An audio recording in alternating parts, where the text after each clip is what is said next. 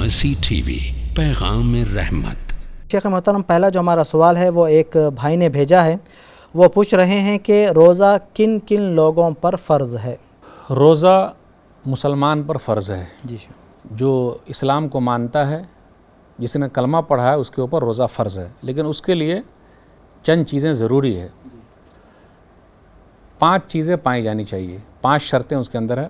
وہ شخص مسلمان ہو، نمبر 2 مکلف ہو یعنی بالغ ہو، نمبر 3 روزہ رکھنے پر طاقت بھی رکھے، نمبر 4 وہ مقیم ہو، ٹھہرا ہوا ہو، وہ مقیم ہو مسافر نہ ہو، کیونکہ مسافر کے لیے رخصت دی گئی ہے کہ بعد میں وہ روزہ رکھ لے۔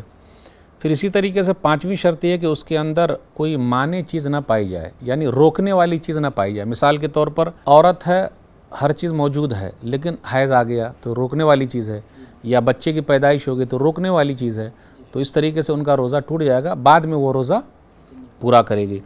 سنن نسائی کتاب الصیام حدیث نمبر 2274، انس رضی اللہ تعالیٰ عنہ کہتے ہیں نبی صلی اللہ علیہ وسلم نے فرمایا ان اللہ وضع عن المسافر نصف الصلاۃ والصوم وعن الحبلى والمرضع، کہ اللہ تعالیٰ نے مسافر سے نماز کو آدھا کر دیا ہے اور روزے کی چھوٹ دے دی ہے۔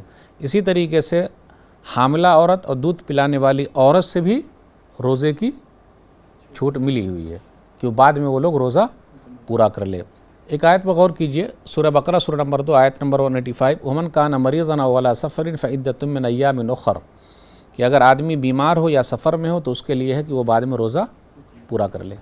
ھذا ما عندی واللہ اعلم بالصواب۔ مرسی ٹی وی کے مزید ویڈیوز کے لیے ہمارے چینل کو سبسکرائب کریں اور بیل آئیکن کو کلک کرنا نہ بھولیں۔ جزاک اللہ خیر۔